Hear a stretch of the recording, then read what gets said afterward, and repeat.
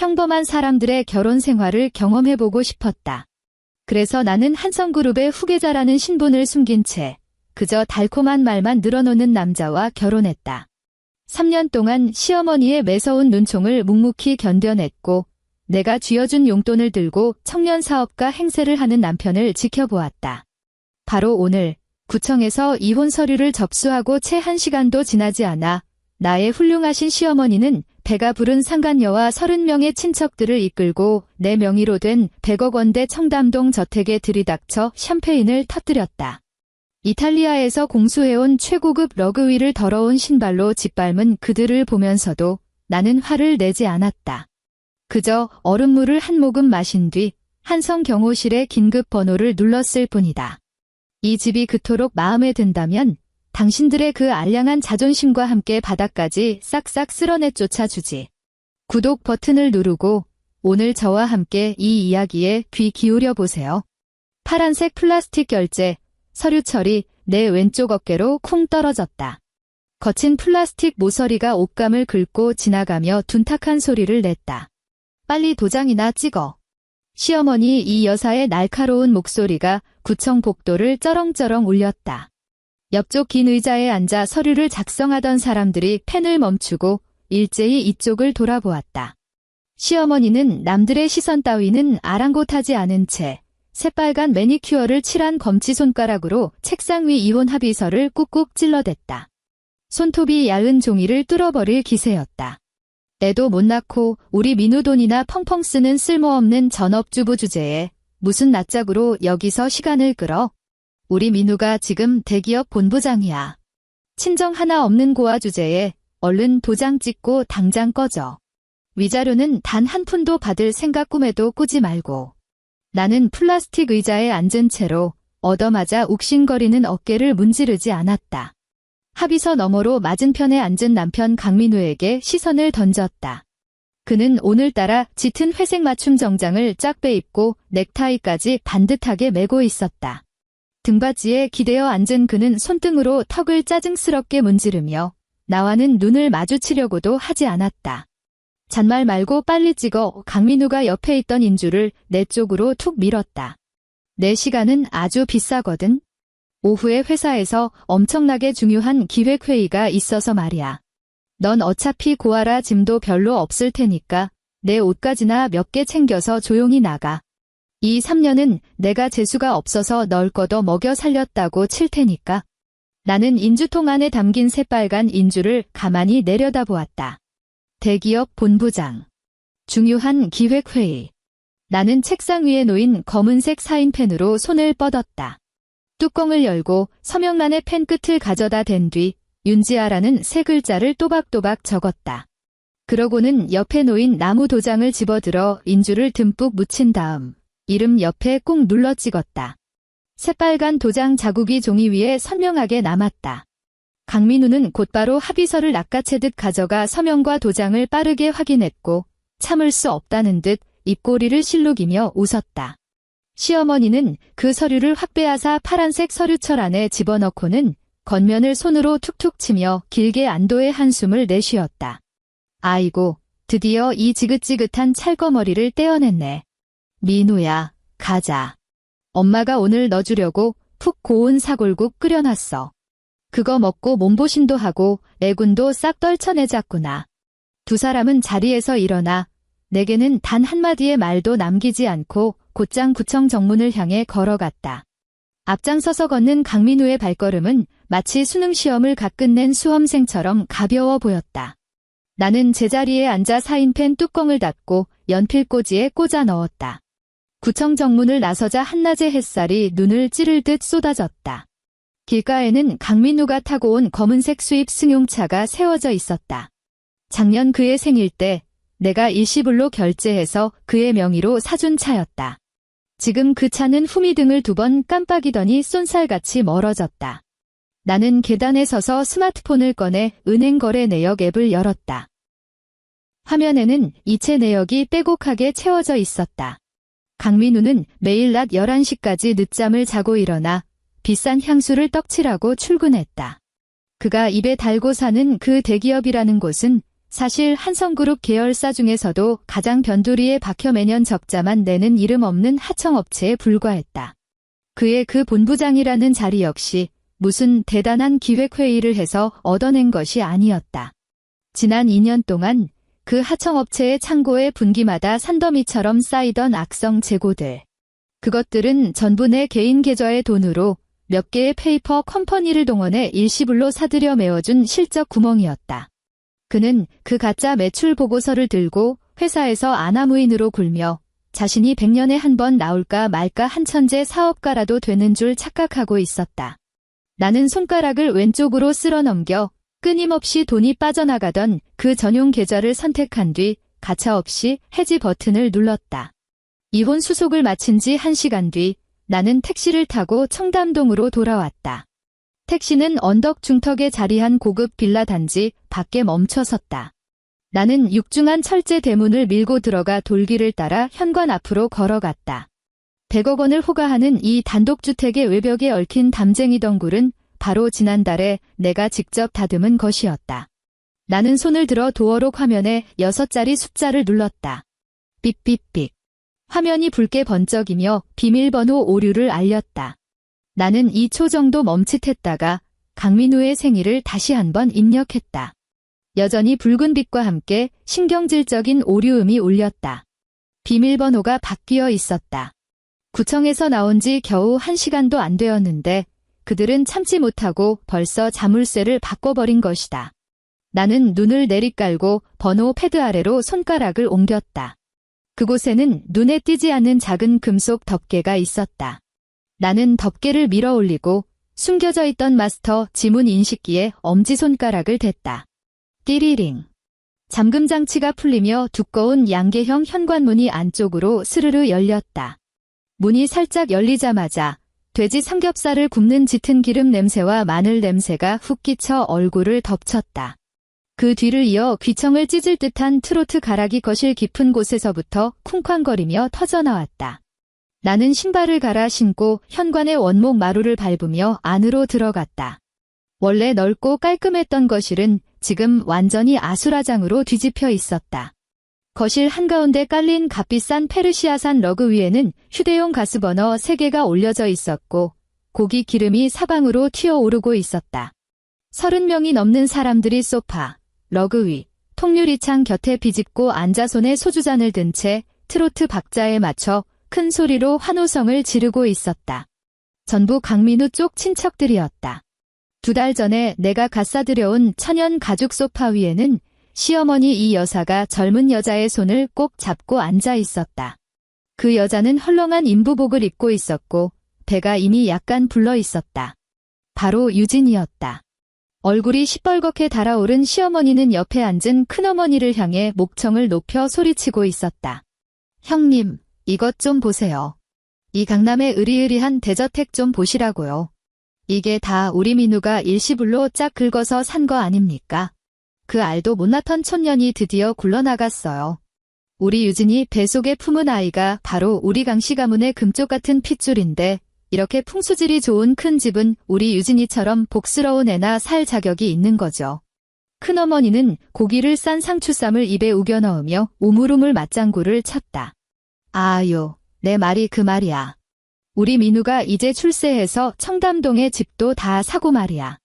그 근본 없는 고아년이 어디 우리 집에 어울리기나 해. 유진은 소파 등받이에 기대어 한 손으로 배를 쓰다듬으며 콧소리를 섞어 애교 있게 웃었다. 어머님, 너무 그러지 마세요. 지아 언니도 사실 알고 보면 참 불쌍한 사람이잖아요. 불쌍하긴 개뿔. 그녀는 완전 거머리였어 시어머니가 허벅지를 철썩 내리쳤다. 나는 거실 가장자리 복도 모퉁이에 서서 이 무리를 가만히 지켜보았다. 나를 가장 먼저 발견한 사람은 가스버너 옆에 앉아 고기를 뒤집던 당숙이었다. 그의 손에 들린 집게가 허공에서 멈췄고 입을 반쯤 벌린 채 나를 보다가 다시 가운데 앉은 시어머니 쪽으로 고개를 돌렸다. 트로트 소리가 옆 사람들의 허둥대는 손길에 황급히 줄어들었다. 거실을 채우던 시끌벅적한 웃음소리가 일순간 싹둑 잘려나간 듯 분위기가 순식간에 차갑게 얼어붙었다. 30개가 넘는 시선이 일제히 나에게 꽂혔다. 고개를 돌린 시어머니의 얼굴에서 1초 전까지 걸려있던 웃음기가 확 무너져 내렸다. 그녀는 벌떡 일어나더니 단숨에 아일랜드 주방으로 뛰쳐들어가 싱크대 하부장 안에서 비닐봉지를 하나 끄집어냈다. 그녀는 애군을 쫓을 때 쓰는 굵은 소금을 한 움큼 쥐어 들고 돌아서서 성큼성큼 내 앞까지 걸어와 손을 번쩍 치켜들었다. 하얀 굵은 소금 알갱이들이 내 발등과 주변 바닥을 향해 무자비하게 쏟아지며 차르륵 소리를 냈다. 얘야, 시어머니가 내 코앞에 삿대질을 해댔다. 분노와 혐오로 일그러진 이목구비가 가관이었다. 이 재수없는 기집애가 무슨 낯짝으로 기어들어와? 비밀번호도 다 바꿨는데 어떻게 들어온 거야? 이게 말이 돼? 이혼한 년이 전 남편 집에 기어들어 오다니 너는 도대체 수치심이란 것도 없냐? 그녀는 말을 쏟아내며 다시 소금을 한 움큼 쥐어 집어 던졌다. 당장 안으로 꺼져서 내 쓰레기 같은 옷가지들이나 다 주워나가. 우리 유진이 맑은 공기 마시며 태교해야 하는데 재수없게 어디서 물을 흐려.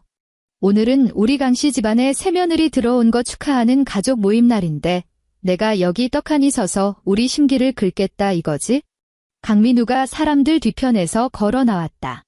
그는 아직 소주가 반쯤 남은 잔을 들고 있었고 알코올 기운에 양볼이 약간 붉게 달아올라 있었다. 그는 곧장 유진의 곁으로 다가가 그녀의 어깨를 감싸 안으며 등 뒤로 보호하듯 숨겼다. 도장 찍고 조용히 나가라고 했지. 강민우가 미간을 잔뜩 찌푸리며 짜증스럽게 턱끝으로 대문 쪽을 가리켰다. 내가 비밀번호까지 싹 다 바꾼 거 안 보여? 넌 눈치도 없냐? 내 짐이나 챙겨서 당장 꺼져. 경비 불러서 끌어내기 전에. 유진은 강민우의 등 뒤에 숨어 그의 옷소매를 살짝 잡아당기며 조그만 목소리로 속삭였다. 민우 오빠, 너무 화내지 마. 우리 아기 놀라잖아. 강민우는 즉시 고개를 숙여 그녀의 손등을 토닥였다. 괜찮아. 오빠가 금방 이 미친 여자 쫓아낼게. 주변의 친척들이 수군거리기 시작했다. 누군가는 비웃음을 흘렸고 누군가는 들으라는 듯 큰 소리로 진짜 뻔뻔하네 라며 중얼거렸다. 나는 발밑에 흩뿌려진 새하얀 굵은 소금들을 내려다보았다. 러그의 가장자리는 이미 고기 기름때로 엉망진창이 되어 있었다. 소파 쿠션은 바닥에 떨어져 누군가에게 밟힌 듯 발자국이 여러 개 찍혀 있었다. 나는 아무 말도 하지 않았고 침실로 짐을 싸러 몸을 돌리지도 않았다. 나는 발을 들어 그 굵은 소금들을 지그시 밟았다. 바스락거리는 파쇄염이 조용히 울렸다.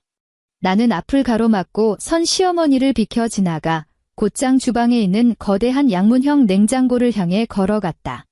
나의 돌발 행동에 거실 사람들은 영문을 몰라하며 모두 조용해진 채 나를 주시했다. 나는 냉장고 문을 열어 유리컵을 꺼내고 제빙기 버튼을 눌렀다. 얼음 덩어리들이 유리컵 안으로 쏟아지며 경쾌하게 부딪히는 소리를 냈다. 나는 차가운 얼음물을 한 컵 받아 들고 고개를 젖혀 단숨에 들이켰다.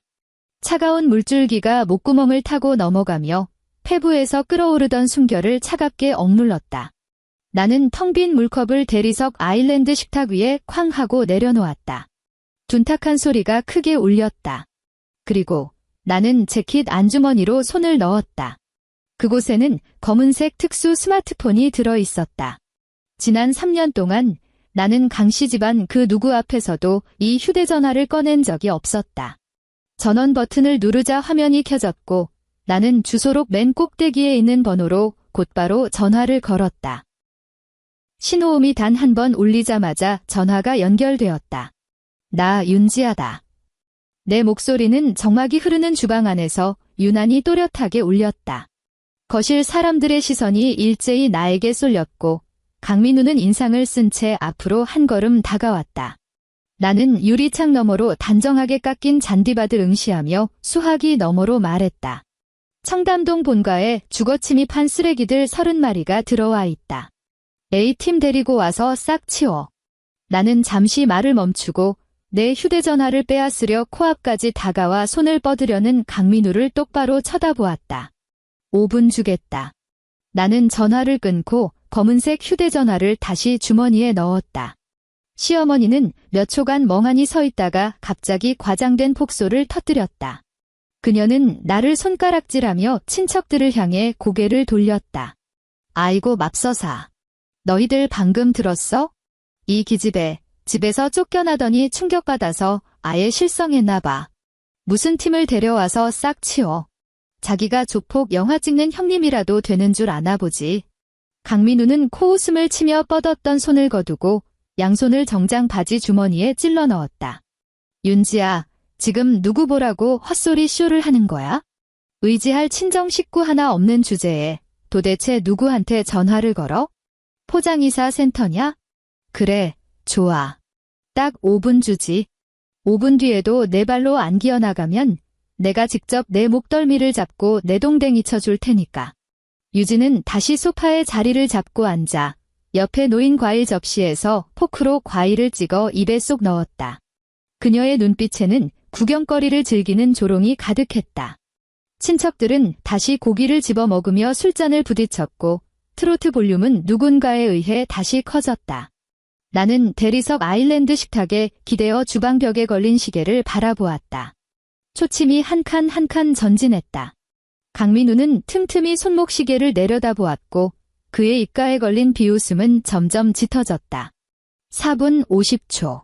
밖에서 갑자기 극도로 둔탁하고 묵직한 엔진 굉음이 우르르 몰려왔다. 일반적인 승용차의 엔진 소리와는 달랐다. 육중한 차량들이 돌기를 짓밟고 다가오는 위압적인 소리였다. 통유리창 쪽에 앉아있던 친척 몇 명이 술잔을 내려놓고 고개를 빼꼼 내밀어 밖을 내다보았다. 저게 다 뭐야? 당숙이 통유리창 밖을 가리켰다. 거대한 통유리창 너머로 철제 대문 밖에 눈을 찌를 듯한 헤드라이트 불빛들이 쏟아지는 것이 선명하게 보였다. 이어서 무려 10대에 달하는 검은색 랜드로버 차량들이 꼬리에 꼬리를 물고 빌라 앞을 가로막으며 진입로를 완벽하게 틀어막았다. 차량 문이 거의 동시에 벌컥 열렸다. 묵직한 전술화가 땅을 구르는 소리가 하나로 이어져 울렸다. 머리부터 발끝까지 검은색 슈트를 빼입고 통신용 이어폰과 선글라스를 낀 건장한 사내 30명이 차에서 쏟아져 내렸다. 그들의 움직임은 소름 돋을 정도로 일사불란했고 단 한 명도 불필요한 소음을 내지 않았다. 맨 앞줄에 섰던 두 남자가 철제 대문 앞으로 다가갔다. 원래라면 지문이나 비밀번호가 필요했을 이 굳건한 문도 그들의 손앞에서는 그저 허수아비나 다름없었다. 그중 한 명이 슈트 주머니에서 소형 장비를 꺼내 잠금 장치에 가져다 댔다. 탁 하는 가벼운 파열음이 울렸다. 육중한 철제 대문이 그대로 활짝 열려버렸다. 30명의 검은 양복의 사내들은 절도 있는 발걸음으로 돌기를 밟으며 곧장 빌라 현관으로 진격했다. 시끌벅적하던 거실은 순식간에 죽은 듯이 고요해졌다. 트로트 가락은 여전히 울려 퍼지고 있었지만 아무도 더 이상 박자를 맞추지 않았다. 시어머니는 반쯤 깐 마늘을 손에 쥔 채 입을 떡 벌리고 있었다. 강민우는 얼굴이 새하얗게 질려 무의식적으로 뒷걸음질을 치며 유진의 앞을 가로막았다. 유진은 소파 구석에 잔뜩 웅크린 채 숨조차 크게 쉬지 못했다. 현관의 양계형 문이 밖에서부터 거칠게 밀려 열렸다. 맨 앞장선 경호 팀장이 큰 보폭으로 거실 안으로 걸어 들어왔다. 그는 방 안 가득 바들바들 떨고 있는 친척 찌끄러기들 따위는 쳐다보지도 않은 채 긴 테이블을 돌아 곧장 내 앞으로 다가왔다. 그는 두 발을 가지런히 모으고 상체를 휙 굽혀 완벽한 90도 폴더 인사를 올렸다. 아가씨, 놀라게 해드려 죄송합니다. 그를 따라 들어온 30명의 검은 양복 경호원들이 거실 가장자리에 일렬로 도열하더니 일제히 90도로 허리를 굽히며 우렁차게 복창했다. 천장의 크리스탈 샹들리에가 찌르르 흔들릴 정도의 성량이었다. 아가씨. 큰어머니의 손에 들려있던 상추쌈이 러그 위로 툭 떨어졌다. 시어머니가 쥐고 있던 마늘 알맹이들도 테이블 밑으로 굴러갔다. 강민우는 맨 앞에 선 경호 팀장을 뚫어져라 쳐다보며 입술을 파르르 떨기 시작했다. 유진은 소파 구석에 잔뜩 웅크린 채 숨조차 크게 쉬지 못했다. 나는 대리석 아일랜드 식탁에서 몸을 떼고 일어났다. 거실 한가운데로 걸어나가 기름때가 얼룩진 바닥과 고기 불판들을 싸늘하게 내려다보았다. 너무 시끄러워. 나는 바닥에 놔둔 빈 소주병들을 눈으로 훑었다. 그리고 집을 너무 더럽혀 놨군. 경호 팀장은 허리를 꼿꼿이 펴고 등 뒤에 도열한 30명의 경호원들을 향해 고개를 돌린 뒤 손을 아래로 내리긋는 수신호를 보냈다. 청소해. 명령이 떨어지는 순간 검은 양복의 경호원들이 새까만 해일처럼 사람들 사이로 밀어닥쳤다. 그들은 어떤 말도 섞지 않았고 이 인간들에게 반응할 시간 따위도 일절 주지 않았다. 2명의 경호원이 아직도 얼빠진 채 앉아있는 당숙 앞으로 다가가더니 각각 양쪽 멱살을 하나씩 틀어쥐고는 마치 병아리를 들어 올리듯 러그에서 쑥 뽑아내어 성큼성큼 문밖을 향해 걸어나갔다. 너희들 지금 뭐 하는 거야? 놔. 아이고 내 허리. 당숙의 돼지 멱다는 비명이 거실의 침묵을 가장 먼저 깨뜨렸다. 그것이 신호탄이라도 된 것처럼 빌라 전체가 순식간에 철저한 아수라장으로 변했다. 친척들은 비명을 지르며 이리저리 도망치려 애썼다. 그러나 전문 격투 훈련을 받은 경호원들 앞에서 그들의 발버둥은 그저 하찮은 몸부림에 불과했다. 큰어머니는 양팔을 붙잡힌 채 질질 끌려나갔고 신발 한 짝은 현관에 덩그러니 남겨졌다. 사촌 형제 몇 명이 반항을 시도했지만 그 즉시 바닥에 처박힌 채 팔이 뒤로 꺾여 제압당해 끌려나갔다. 고기 불파는 발에 차여 나뒹굴었고 먹다 남은 상추와 쌈장이 묻은 삼겹살 조각들이 사방에 흩어졌다. 시어머니가 마침내 정신을 차렸다. 그녀는 바닥에서 용수철처럼 튀어오르더니 산발을 한 채 가장 가까이 있는 경호원에게 달려들어 미친 듯이 핥히고 꼬집어댔다. 이 강도 새끼들아. 양아치 놈들아. 여긴 내 아들 집이야. 너희들이 무슨 권리로 우리를 쫓아내. 당장 경찰 부를 거야. 우리 아들이 대기업 본부장이라고. 키가 190cm에 육박하는 경호원 2명이 표정 하나 변하지 않고 몸을 돌렸다. 그들은 시어머니의 발악 따위는 안중에도 없다는 듯 각각 그녀의 양팔을 하나씩 꽉 움켜쥐고는 그대로 허공으로 번쩍 들어 올렸다. 이거 안 놔. 사람 살려. 민우야. 빨리 엄마 좀 살려다오. 시어머니는 허공에서 2발을 버둥거리며 창자가 끊어질 듯한 비명을 질러댔다. 2명의 경호원은 마치 거대한 쓰레기 봉투를 옮기듯 그녀를 들쳐매고 현관을 지나 철제 대문을 빠져나가더니 마지막으로 힘껏 내동댕이쳐 빌라 밖 최고급 아스팔트 도로 위에 그대로 던져버렸다. 시어머니는 바닥을 두어 바퀴 뒹굴었다. 입고 있던 옷은 먼지투성이가 되었고 쪽지어 올렸던 머리는 완전히 풀어헤쳐져 마치 미친 여자처럼 바닥에 주저앉아 대성통곡을 하기 시작했다. 채 3분도 지나지 않아 발 디딜 틈 없던 거실은 3분의 2가 텅 비워졌다. 강민우는 현관 구석 벽까지 뒷걸음질 쳐 몰려 있었다. 그는 유진을 자신의 등 뒤로 결사적으로 숨긴 채 목에는 시퍼런 핏대가 툭 붉어져 나와 있었다. 그는 경호 팀장의 코앞에 삿대질을 해대며 극도의 공포와 분노가 뒤섞여 날카롭게 찢어지는 목소리로 쏘아붙였다. 너희들 지금 주거침입죄로 걸린 줄 알아. 내가 바로 이 집주인이야. 한 발자국이라도 더 다가오면 당장 경찰에 신고해서 너희들 다 감방에 쳐넣어 버릴 테니까. 그는 주머니에서 스마트폰을 꺼내 덜덜 떨리는 손가락으로 다이얼을 누르려 했다. 경호 팀장은 걸음을 멈추고 아주 차가운 눈빛으로 그를 내려다보았다. 그는 안주머니에서 반으로 접힌 서류 한 장을 쓱 뽑아내더니 손목을 휙 스냅하여 그 서류로 강민우의 얼굴을 찰싹 후려쳤다. 종이의 날카로운 모서리가 강민우의 광대뼈를 긁고 지나가며 발밑으로 툭 떨어졌다. 눈깔 똑바로 뜨고 확인한 다음 신고해 경호 팀장이 마침내 입을 열었다. 감정의 기복이라곤 한 톨도 느껴지지 않는 기계적인 음성이었다. 강민우는 마른 침을 꿀꺽 삼키며 바닥에 떨어진 서류로 시선을 내렸다. 그것은 공식 압인이 찍혀있는 부동산 소유권 증명서였다. 그는 쭈그려 앉아 바들바들 떨리는 손으로 그 서류를 집어들었다. 그의 시선이 소유권자 명예란을 빠르게 훑고 지나갔다.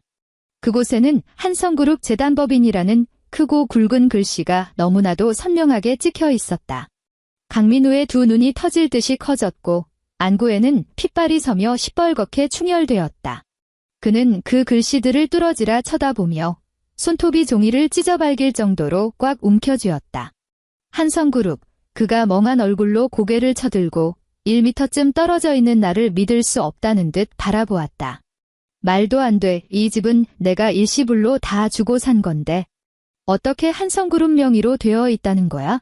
나는 그에게 천천히 다가갔다. 내가 샀다고.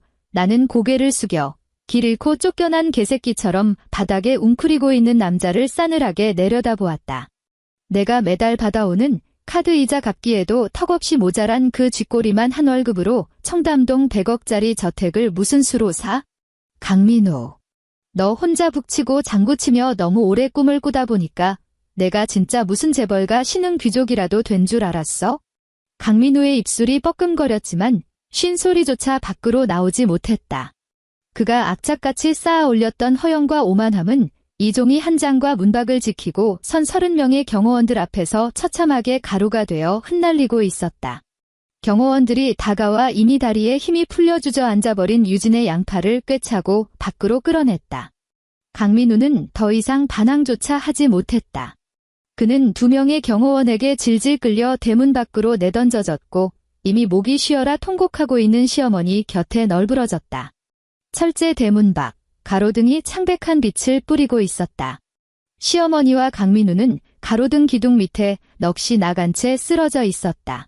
그들 주변으로는 똑같이 길바닥에 내동댕이 쳐진 수십 명의 친척 무리가 널브러져 있었다. 10대의 검은색 랜드로버 차량이 일제히 헤드라이트를 켜자 눈을 찌를 듯한 불빛이 그들 위로 쏟아지며 그들의 비참하고 꼴사나운 몰골을 낱낱이 비춰냈다. 나는 정원의 돌계단 위에 서서 대문 밖의 풍경을 가만히 지켜보았다. 밤바람이 불어오며 시어머니가 아까 바닥에 뿌려댔던 굵은 소금 알갱이들을 쓸고 지나갔다. 모든 것은 이제 막 시작되었을 뿐이다.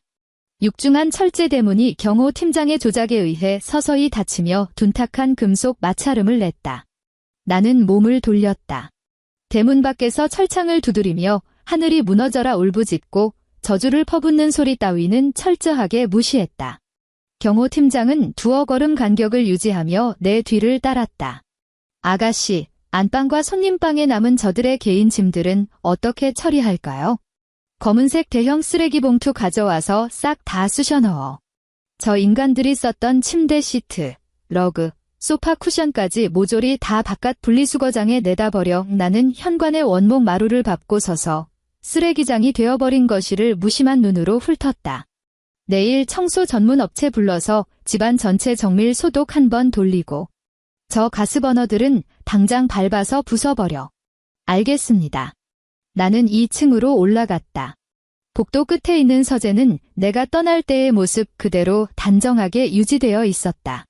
이 특수 스마트폰은 꽤 오랫동안 쓰지 않던 것이라 서재 책상의 대리석 상판 위에 올려놓자마자 화면이 밝게 켜졌다. 화면에는 한성은행 VVIP 전용선이라는 글자가 떠올랐다. 나는 스피커폰 버튼을 누르고 가죽 의자를 빼내어 깊숙이 앉았다. 윤 이사님, 쉬시는데 방해를 드려 죄송합니다. 수화기 너머로 들려오는 나의 개인 자산관리사의 목소리는 아주 낮게 깔려 있었고 철저하게 절제된 직업적 긴장감을 품고 있었다. 10분 전 강민우 씨가 2명의 여성 파트너를 대동하고 강남 인터컨티넨탈 호텔에서 프레지덴셜 스위트룸을 결제하려고 시도했습니다. 이사님 명의로 발급된 가족용 블랙카드를 제시했더군요. 제가 지시한 대로 처리했나요? 네, 시스템상 즉시 동결 처리되었습니다. 하지만 강 선생님께서 현재 프런트 데스크에서 몹시 흥분한 상태로 저희 직원들에게 고성을 지르며 난동을 피우고 계십니다. 이사님과 당장 전화를 연결해달라고 요구하시면서 이사님이 홧김에 억지를 부리는 거라며 따끔하게 혼을 내주겠다고 하시네요. 호텔 보안 요원을 불러 쫓아낼까요? 나는 등받이에 기대어 책상 위에 놓인 하청업체의 실제 재무제표를 가만히 내려다보았다. 쫓아낼 필요 없어요. 내 쪽으로 전화 연결하세요. 2초 정도의 짧은 연결음이 울린 직후 스피커를 찢을 듯한 강민우의 악다구니가 터져나왔다. 윤지야, 너 진짜 미쳤어? 도어록 하나 바꾸고 어디서 엑스트라 몇 명 불러다가 조폭 흉내 좀 내게 하면 내가 내 머리 꼭대기에라도 앉은 줄 알았어? 감히 내 카드를 정지시켜? 내가 오늘 밤 유진이 데리고 호텔에서 자야 하는 거 뻔히 알면서 이래? 유진이 뱃속에 우리 강씨 집안 핏줄이 들어있단 말이야. 그는 수화기 너머로 씩씩거리며 거친 숨을 몰아쉬었다. 그 배경음으로는 네 기집애가 진짜 미쳐 돌아가네 라며 악을 쓰는 시어머니의 욕설까지 고스란히 들려왔다. 말 안 해? 꿀 먹은 벙어리야? 딱 1분 준다. 당장 은행에 전화해서 카드 정지 풀어. 안 그러면 내일 당장 구청 가서 이혼 합의 취소해버릴 테니까. 넌 진짜 맨몸으로 쫓겨나고 싶어. 내 그 알량한 푼돈까지 내가 싹 다 긁어가 줄 테니까 두고 봐. 나는 그의 그 발악을 조용히 끝까지 다 들어주었다. 강민우, 너 오늘 구청에서 도장 찍을 때 합의서 내용 제대로 읽어보지도 않았지? 수학이 넘어가 멈칫했다. 무슨 개소리야? 재산 분할 항목에 내가 아주 분명하게 적어뒀거든. 남편 측은 일체의 재산 분할 청구를 포기한다. 너 거기다 지장도 찍고 내 개인 도장까지 꾹 눌러 찍었잖아. 내 시간이 아주 비싸다며? 정작 내가 무슨 서류에 도장을 찍었는지조차 모를 정도로 그렇게 비싸셨나? 그래서 뭐 어쩌라고. 그는 명백히 찔린 기색이었지만 곧바로 다시 목청을 높였다. 그 카드는 원래 내 한도야. 너같이 직장도 없는 전업주부가 나한테 빌붙었으니까 그딴 VIP 카드라도 발급받은 거 아니야? 내가 이런 유치한 수작 부려서 나 집에 들어오게 하려는 거 내가 모를 줄 알아? 꿈도 꾸지 마. 어림도 없으니까. 나는 책상 위에 놓인 만년필을 집어들고 손가락 사이로 한 바퀴 빙그르르 돌렸다. 강민우, 이 카드에 지난 3년간 결제 내역이 총 12억 4천만 원이야. 내가 산 명품 시계, 내가 유진이한테 얻어준 오피스텔 전세금, 심지어 내 엄마가 매달 피부과 가서 써마지 시술 받는 비용까지. 전부 다 이 카드에서 긁힌 거라고. 입 닥쳐. 그건 내가 본부장으로서 품위 유지하는 데 쓴 정당한 지출이야. 정당한 지출. 나는 시선을 내리깔고 재무제표 위에 내가 빨간 펜으로 동그라미를 쳐둔 숫자를 응시했다. 내가 말하는 그 정당한 지출이라는 게 어떤 대가를 치러야 하는지 아주 곧 알게 될 거야. 오늘 밤은 그냥 카드만 정지된 거니까. 길바닥에서 보내는 그 하룻밤을 아주 뼈저리게 즐겨봐. 나는 그가 대꾸할 틈도 주지 않고 그대로 전화를 뚝 끊어버렸다. 다음 날 서울에는 추적추적 가을비가 내리고 있었다. 한성그룹 산하의 그 껍데기뿐인 하청업체 사옥은 서초구의 비교적 한산한이면 도로에 자리 잡고 있었다. 오전 11시. 나는 1층 로비 측면에 있는 보안실에 앉아 있었다. 내 곁에는 그룹 법무팀의 박 변호사와 이 하청업체의 실질적 책임자인, 그러니까 수년 동안 내 지시로 장부를 관리해온 대표이사가 서 있었다. CCTV 모니터 화면 속 택시 한 대가 사옥 정문 앞에 멈춰섰다. 강민우가 차 문을 밀고 나오더니 우산도 없이 정장 재킷을 벗어 머리를 가린 채 회전문 안으로 헐레벌떡 뛰어들어왔다. 그는 어제 구청에서 이혼할 때 입었던 그 짙은 회색 정장을 그대로 입고 있었다. 옷자락은 비에 젖고 호텔 로비 소파에서 구겨 잔 탓에 잔뜩 쭈글쭈글해져 있었다. 얼굴은 흑빛이었고 눈 밑에는 짙은 다크서클이 내려앉아 있었다. 어젯밤 호텔 로비에서의 새우잠이 꽤나 고달팠던 모양이다.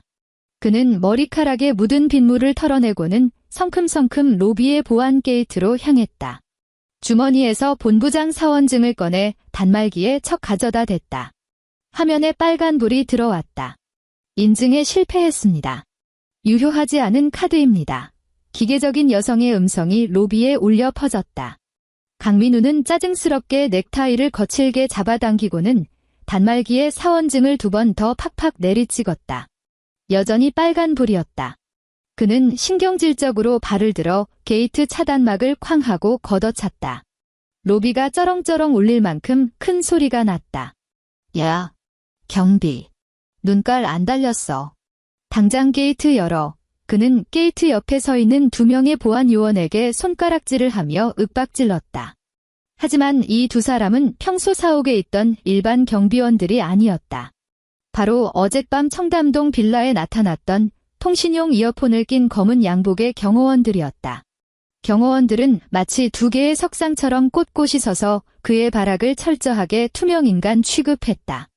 수치심과 분노가 극에 달한 강민우는 게이트를 우회하여 그 옆에 있는 안내 데스크로 돌진했다.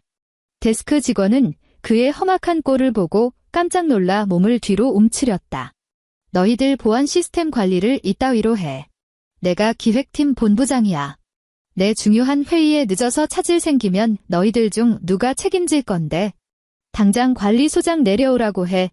그는 양손으로 안내 데스크의 대리석 상판을 쾅쾅 내리치며 침을 튀겼다. 나는 모니터 화면을 응시하다가 자리에서 일어났다. 가시죠, 박 변호사님. 회사를 이토록 끔찍이 사랑하시는 우리 본부장님을 만나 뵈러 가야겠네요. 보안실 문을 열고 나와 하이힐 소리를 또각또각 내며 로비 중앙을 향해 천천히 걸어갔다. 로비 안을 오가던 직원들과 방문객들은 강민우의 고성방가의 발걸음을 멈추고 보안 게이트 쪽으로 시선을 집중하고 있었다. 강민우는 여전히 안내 데스크 직원을 향해 악을 쓰고 있었다. 관리소장 부를 필요 없어. 나는 그에게서 딱 3걸음 떨어진 거리에 멈춰 섰다. 강민우는 내 목소리를 듣고 고개를 휙 돌렸다. 나를 발견한 순간 그의 눈빛에 일렁이던 분노는 순식간에 경악으로 변했고 이내 기가 차다는 듯 극도로 황당한 표정으로 바뀌었다. 그는 나를 위아래로 훑어보았다. 오늘 나는 시어머니의 비위를 맞추려 입고 다니던 그 칙칙한 무채색 카디건을 입지 않았다. 칼같이 재단된 최고급 블랙 맞춤 슈트를 차려입고 머리는 하나로 깔끔하게 틀어올린 상태였다. 윤지야, 그가 나를 손가락질하며 미간을 험악하게 찌푸렸다. 너 내 뒤를 밟았어? 이 미친 여자가 내 회사까지 기어들어와서 뭐 하는 짓이야. 어젯밤에 엑스트라 몇 명 불러다 연기시킨 게 안 먹히니까 오늘은 회사까지 찾아와서 행패 부리겠다 이거지? 경비 다 어디 갔어? 남의 회사 무단 침입한 이 미친 여자 당장 끌어내. 그는 2명의 검은 양복 경호원들에게 소리치며 지시했지만 경호원들은 그에게 눈길조차 주지 않은 채 도리어 나를 향해 깍듯이 고개를 숙여 보였다. 강민우의 얼굴이 딱딱하게 굳어버렸다. 내가 손을 들어 올리자 박 변호사가 즉시 앞으로 나섰다. 그는 들고 있던 검은색 서류 가방을 열어 두툼한 서류 뭉치를 꺼내 들었다. 강민우, 나는 감정이 한 톨도 섞이지 않은 서늘한 눈으로 그를 바라보았다. 넌 늘 내가 무슨 천재적인 사업가라도 되는 양착각하며 내 실력으로 그 본부장 자리까지 올라갔다고 믿고 있었지? 내가 그 자리에 어떻게 앉아 있었는지 지금부터 똑똑히 알려줄게. 박 변호사가 콧대 위에 무태 안경을 치켜 올렸다. 그의 목소리는 로비에 있는 모든 사람이 뚜렷하게 들을 수 있을 만큼 크고 단호했다. 강민우 씨, 저는 한성그룹 법무팀 수석 변호사 박동훈입니다. 한성그룹 산하 계열사를 대리하여 귀하에게 공식적으로 해고 통보를 내림과 동시에 형사 고발을 진행함을 알려드립니다. 강민우의 안색이 하얗게 질렸다. 그는 반걸음 뒷걸음질 치다 내 데스크의 등을 부딪혔다. 무슨 개소리야? 해고라니. 한성그룹 법무팀은 또 뭐고? 난 정식 근로 계약서까지 쓰고 들어온 사람이야. 네, 물론 계약서는 있죠. 박 변호사가 서류의 첫 장을 넘겼다. 하지만 지난 2년 7개월 동안 귀하는 기획팀 본부장이라는 직위를 남용하여 수차례 허위 매출 계약서를 작성했습니다. 귀하가 매 분기 보고했던 그 잘난 악성 재고 처리 실적이라는 것들은 사실 전부 외부의 페이퍼 컴퍼니들이 결제한 가짜 장부였습니다. 강민우의 입술이 파르르 떨리기 시작했다. 이 쓰레기 같은 놈이 어디서 모함을 해. 그건 내가 발바닥에 땀나도록 뛰어다녀서 물어온 거래처들이란 말이야. 그래, 나는 차갑게 코웃음을 쳤다. 박 변호사의 손에서 출력된 이체 내역서 몇 장을 넘겨받아 그의 가슴팍에 그대로 쫙 뿌려버렸다. 종이들이 허공을 날아 바닥에 흩어졌다. 거기 적힌 송금 계좌나 똑똑히 봐. 그 모든 물품 대금들, 전부 내가 내 개인 계좌에서 그 페이퍼 컴퍼니들로 입금한 다음 다시 이 회사 계좌로 싸준 거니까? 회사 창고에 처박혀 있던 그 쓰레기 같은 재고품들, 진작에 내 손으로 폐기물 처리장에 다 갖다 버렸어. 로비 안에서 헉 하고 숨을 들이켜는 소리들이 터져나왔다. 구경하던 직원들이 웅성거리며 수군대기 시작했다. 말도 안 돼, 이럴 리가 없어. 강민우는 바닥에 떨어진 종이에서 눈을 떼지 못했다. 내가 도대체 무슨 돈이 있어서? 넌 그냥 고아잖아. 그건 핵심이 아니죠. 박 변호사가 다음 장을 넘겼다. 중요한 건 귀하가 이 가짜 실적들을 방패 삼아 사업 확장이라는 명목하에 막대한 회사법인 자금을 횡령했다는 사실입니다. 지난 1년간 귀하가 강남의 고급 룸살롱 4곳과 최고급 파인다이닝 3곳에서 긁은 결제 내역은 전부 법인카드로 처리되었습니다. 심지어 유진이라는 여성에게 얻어준 오피스텔 전세금까지 허위로 직원 숙소 명목으로 둔갑시켜 회사 자금을 빼돌렸더군요. 강민우의 낯빛에서 혈색이라곤 핏방울 하나 남지 않고 싹 가셨다. 그는 마치 물 밖에 던져진 물고기처럼 입만 뻐끔거릴 뿐 아무 소리도 내지 못했다. 총 피해액 30억 원. 박 변호사가 서류철을 탁 덮었다. 귀하의 장기간에 걸친 공금 횡령, 업무상 배임, 사문서 위조 혐의로 본사는 이미 경찰에 정식으로 고소장을 접수한 상태입니다. 이 30억 원에 대한 손해배상 청구 소장은 오늘 오후 귀하의 손에 배달될 것입니다. 30억. 그 숫자는 거대한 쇠망치가 되어 강민우의 척추뼈를 단숨에 박살 내버렸다. 그는 다리에 힘이 풀려 안에 데스크 가장자리를 타고 주르륵 미끄러지며 대리석 바닥에 주저앉았다. 지아야, 그가 돌연 고개를 치켜들었다. 그의 눈동자에는 극도의 공포와 구차한 애원이 가득했고 호칭마저 바뀌어 있었다. 너 지금 나한테 장난치는 거지? 내가 유진이랑 바람 피워서 화난 거지? 내가 잘못했어. 우리 이혼하지 말자. 다시 합치면 되잖아, 응? 내가 저 사람들한테 가서 해명 좀 해줘. 그 돈 내가 자발적으로 나 도와주려고 쓴 거라고, 내가 횡령한 거 아니라고 말 좀 해줘. 제발. 그는 내 발로 짐승처럼 바닥을 기어와 내 바짓가랑이를 부여잡으려 했다. 옆에 섰던 2명의 경호원이 한 발짝 앞으로 나서더니 양쪽에서 그의 어깨를 거칠게 틀어쥐고 대리석 바닥에 쾅 하고 내리눌렀다. 차가운 바닥에 얼굴이 짓눌린 채로도 그는 끊임없이 짐승처럼 울부짖었다. 지아야, 내가 나한테 이러면 안 되지? 우린 부부잖아. 나는 오만하게 그를 내려다보았다. 어제 구청에서 내 입으로 분명히 말했지? 이 3년은 내가 재수가 없어서 날 걷어 먹여 살렸다고. 나는 허리를 살짝 굽혀 극심한 공포에 질려 일그러진 그의 꼴을 가만히 감상했다. 강민우, 내 돈으로 처먹고 마시고 재벌 행세까지 떵떵거리며 해놓고선 상간녀를 내 집에까지 끌어들여? 좋아. 이제 내가 나한테 빚진 그 30억, 단 1원도 빠짐없이 토해내. 바로 그때 사옥 정문 밖에서 귀를 찢을 듯한 소란이 벌어졌다. 민우야, 우리 민우 어디 있어? 시어머니 이 여사가 머리를 산발한 채 회전문을 밀치고 미친 듯이 뛰쳐 들어왔다. 그녀는 온몸이 비에 흠뻑 젖어 있었고 발에는 호텔 일회용 슬리퍼를 신고 있었는데 그 양은 바닥마저 빗물에 불어 너덜너덜하게 찢어져 있었다. 시어머니의 뒤를 이어 어젯밤 빌라에서 쫓겨났던 큰어머니, 당숙 등 너댓 명의 친척 찌끄러기들이 우르르 몰려 들어왔다. 그들의 안색은 하나같이 살기가 등등하여 마치 극도로 굶주리고 독이 오른 들깨 때 같았다. 엄마, 강민우는 구명줄이라도 발견한 듯 미친 듯이 발버둥 쳤다. 엄마, 나 좀 살려줘. 얘네가 나 고소한대. 시어머니는 로비 한가운데 서 있는 나를 단번에 알아차렸다. 그녀는 뿔난 암소처럼 괴성을 지르며 나를 향해 돌진했다. 윤지야, 이 천하에 찢어주길 독사 같은 년. 내가 감히 우리 민우 회사까지 쫓아와서 분탕질을 쳐. 근본도 없는 고아년이 내 오늘 기필코 내 주둥아리를 찢어놓고야 말 테라. 그녀는 손톱을 세우고 내 얼굴을 향해 손을 번쩍 치켜들었다. 경호원이 나서기도 전에 그녀의 뒤를 바짝 쫓아오던 당숙이 돌연 시어머니의 뒷덜미를 짐승처럼 낚아채더니 뒤로 확 잡아 끌었다. 중심을 잃은 시어머니는 뒤로 비틀거리다 하마터면 나자빠질 뻔했다. 아이고, 지금 왜 사람을 끌어당겨?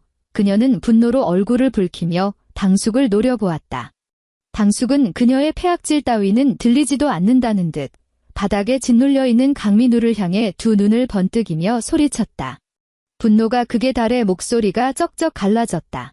민우, 너 방금 뭐라고 씨부렸어? 누가 널 고소해? 강민우는 경호원들에게 짓눌린 채 눈물 콧물을 쏟으며 입만 벌벌 떨 뿐 제대로 된 말을 내뱉지 못했다. 그 순간 박 변호사가 차갑게 가라앉은 목소리로 정확하게 쐐기를 박았다.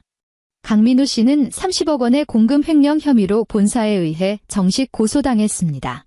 30억, 큰어머니가 찢어지는 비명을 질렀다. 얼굴의 살점들이 바들바들 떨리고 있었다. 그녀는 고개를 획 돌려 시어머니를 잡아먹을 듯이 노려보았다. 내가 분명히 민우가 대기업 본부장에다 곧 부사장으로 승진할 거라고 했잖아. 민우 편으로 회사 내부 프로젝트에 투자하면 연말에 30% 수익금 떨어질 거라고 내 입으로 털었잖아. 시어머니의 얼굴이 순식간에 잿빛으로 죽어버렸다. 형님, 제 말 좀 들어보세요. 이게 다 저 독사 같은 년이 수작을 부려서. 수작은 개뿔이. 당숙의 눈이 시뻘겋게 뒤집혔다. 그는 야차처럼 달려들어 시어머니의 머리채를 사정없이 휘어잡았다. 내가 우리 아들내미 아파트 전세금 보태주려고 평생 모은 노후 자금 5억 원을 내년한테 다 갖다 바쳤어. 회사 내부자 주식 청약이라고 속여놓고 내 돈 어쨌어. 내 아들내미가 처먹은 30억 구멍 메우는데 내 피 같은 돈 다 털어넣었지. 당장 내 돈 내놔. 아이고. 놔. 내 머리통 빠진다. 시어머니는 고통에 몸부림치며 당숙의 손을 할퀴었다.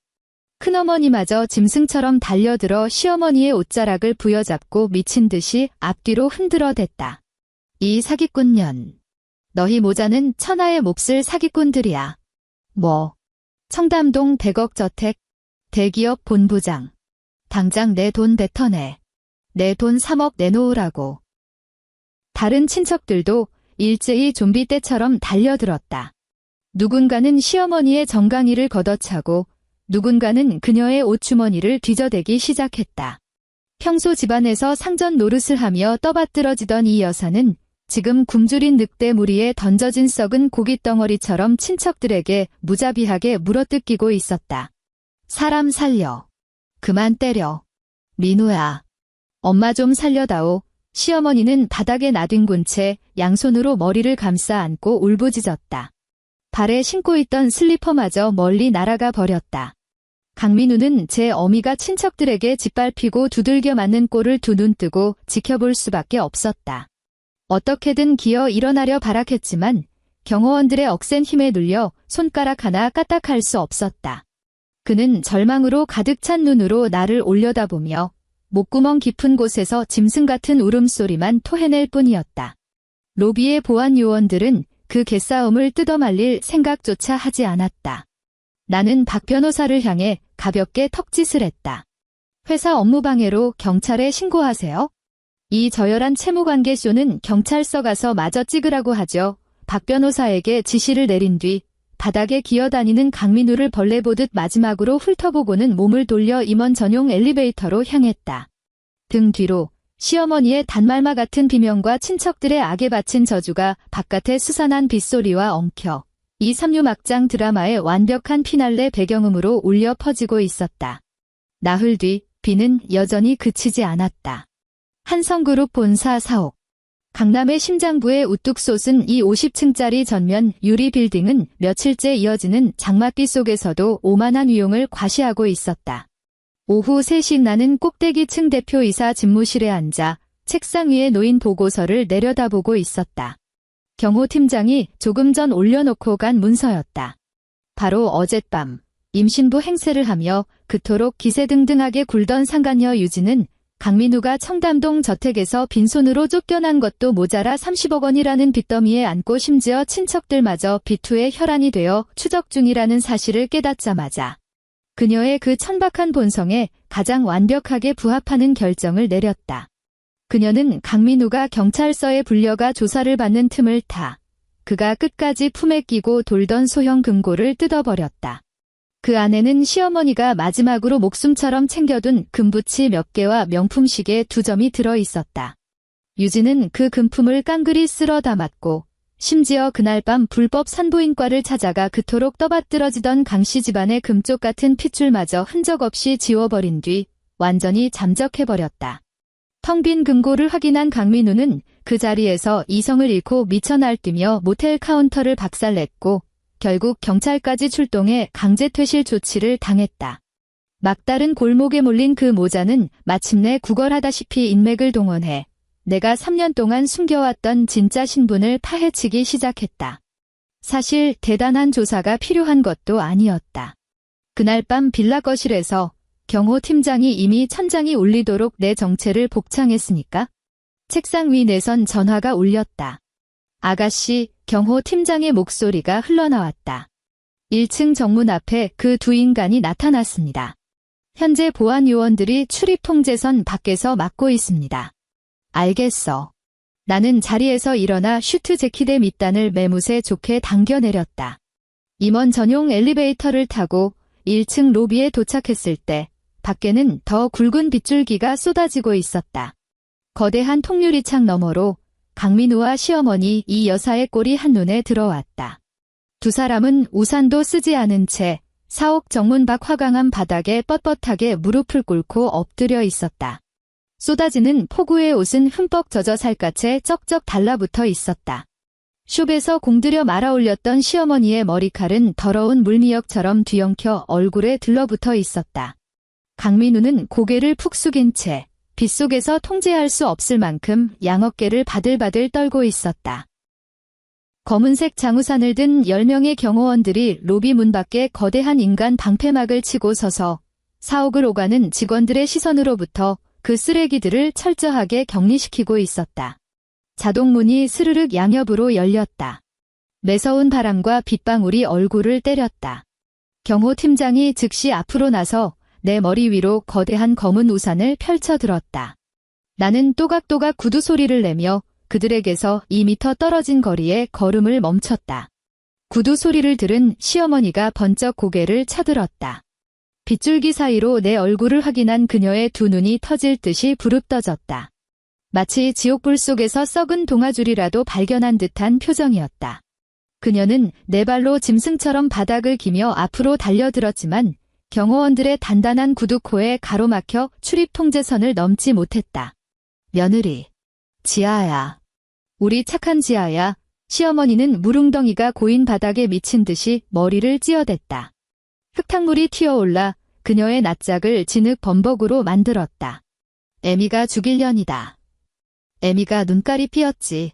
이 미친년이 돈독이 올라서 천벌을 받을 짓을 했어. 그녀는 짐승처럼 울부짖으며 자신의 두 팔을 휘둘러 제 뺨을 사정없이 후려치기 시작했다. 짝, 짝, 빗소리를 뚫고 살이 파열되는 소리가 끔찍하게 울려 퍼졌다. 몇 대 맞지도 않아 그녀의 양볼은 흉측하게 부어올랐다. 이것 봐라. 애미가 이렇게 벌을 받고 있잖니. 우리 민우 한 번만 살려다오. 유진이 그 샹년이 도망갔어. 우리 남은 전 재산까지 다 털어서 야반도주 했다고. 우리 민우가 그 여우 같은 년한테 홀려서 잠깐 미쳤던 거야. 너희들 같이 산 세월이 3년인데 민우 마음속엔 너밖에 없어. 제발 소송 좀 취하해다오. 30억이라니 우리는 그런 돈 평생 만져보지도 못하고 길바닥에서 굶어 죽어. 시어머니는 오열하다 못해 전신을 경련하며 옆에 코를 박고 엎드려 있는 강민우의 멱살을 쥐어 흔들었다. 민우야, 너도 입이 있으면 말 좀 해봐. 내 마누라한테 당장 싹싹 빌어. 발바닥이라도 핥으란 말이야. 강민우가 아주 느릿하게 고개를 쳐들었다. 한때 하늘 무서운 줄 모르고 오만함으로 번뜩이던 그 두 눈에는 이제 생기 잃은 잿빛 공포와 처참한 절망만이 남아 있었다. 그는 나를 올려다보며 입술을 바들바들 떨더니 차라리 혀를 깨무는 게 나을 정도로 비굴하고 형편없는 목소리를 쥐어짜냈다. 지아야, 내가 진짜 죽을 죄를 지었어. 소송만 취하해주면 내가 시키는 거 다 할게. 평생 내 발밑에서 개처럼 기어다닐게. 나는 검은 우산에 짙은 그늘 아래 서서 진흙탕 속에서 벌레처럼 꿈틀거리는 이 모자를 서늘하게 내려다보았다. 3년 전 핏빛으로 물든 재벌가의 권력투쟁에 신물이 나 신분을 위장한 채 이 인간들과 한 지붕 아래 기어들어갔다. 평범한 가정집에서라면 최소한의 인간적인 온기와 고요함을 얻을 수 있을 거라 착각했다. 시어머니의 멸시와 폐악질을 묵묵히 참아냈고 강민우의 한심한 무능함을 모른 척 덮어주었으며 내 돈을 쏟아부어 그의 알량한 자존심까지 세워주었다. 그 모든 인내의 대가로 내가 돌려받은 건 구청 복도에서 내 어깨를 후려쳤던 그 파란색 플라스틱 이혼 서류 처리였다. 개처럼 기어다니겠다고 내 목소리는 낮았지만 빗소리를 뚫고 그들의 고막에 비수처럼 꽂히기에 충분했다. 나는 그들의 절망에 찬 표정 따위는 더 이상 감상할 가치조차 느끼지 못했다. 시선을 거두어 광장 밖도로에 대기 중인 검은색 마이바흐를 향해 눈길을 돌렸다. 팀장 해나는 비 오는 날의 날씨를 을조리듯 지극히 평온한 어조로 입을 열었다. 네, 아가씨. 경찰에 신고해. 본사 정문 앞에서 잡상인들이 행패를 부리며 통행을 방해하고 있다고 해. 나는 시선을 완전히 거두고 바닥에 엎드린 그 벌레 같은 인간들을 단 한 번도 다시 내려다보지 않았다. 경찰 불러서 한성그룹의 정상적인 업무를 방해하는 이 노숙자 쓰레기들 싹 다 치워버려. 경호 팀장이 묵직하게 고개를 숙였다. 알겠습니다. 나는 미련 없이 몸을 돌려 빗물이 고인 바닥을 밟으며 도로변의 마이바흐로 향했다. 기사가 뒷좌석 문을 열었고 나는 허리를 숙여 차체 안으로 미끄러져 들어갔다. 육중한 차 문이 닫히는 그 짧은 찰나, 시어머니의 내장을 토해내는 듯한 끔찍한 비명소리는 두꺼운 방음 유리창 밖으로 영원히 차단되었다. 마이바흐는 부드럽게 출발하여 비오는 서울의 꽉 막힌 도로 위로 스며들었다. 나는 푹신한 천연 가죽 시트에 몸을 깊숙이 기대고 백미러를 통해 점점 멀어지는 한성그룹 본사 빌딩을 가만히 응시했다. 빗줄기를 찢으며 번쩍이는 경찰차의 붉고 푸른 경광등 불빛. 제복 입은 경찰들이 한때 대기업 본부장이라 꺼들먹거리던 남자와 아나무인의 강남 사모님을 경찰차 뒷좌석으로 짐짝처럼 거칠게 쑤셔 넣고 있었다. 나는 시선을 거두고 내 왼손을 조용히 내려다보았다. 네 번째 손가락. 싸구려 결혼 반지를 하도 오래 끼고 있어 하얗게 남은 그 얕은 자국이 어둑한 차 안에서 희미하게 빛을 내고 있었다. 하지만 피부의 재생 속도는 생각보다 빠르다. 며칠만 지나면 이 알량한 흔적조차 완벽하게 사라져버릴 것이다. 지난 3년 동안 좁은 주방에서 숨죽여 김치를 썰어대던 그 멍청하고 초라했던 윤지아의 그림자가 이제는 먼지 한 톨 남기지 않고 완벽하게 증발해버린 것처럼. 오늘의 이야기는 여기서 끝이 납니다. 항상 행복한 하루 보내시길 바라며 다음 이야기에서 또 뵙겠습니다.